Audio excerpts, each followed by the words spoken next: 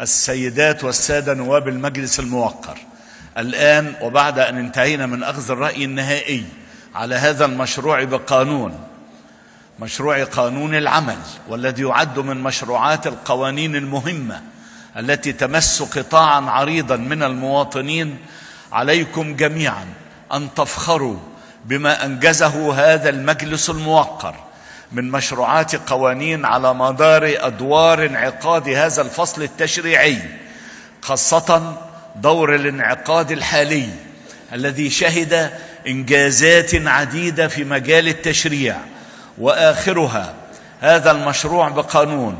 وقبله بوقت قليل مشروع قانون تنظيم المسؤولية الطبية وحماية المريض،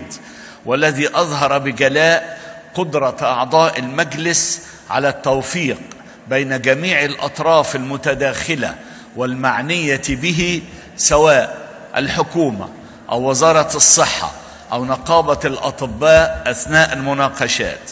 ولا زال مجلسكم الموقر في الأيام القادمة عاقدا العزم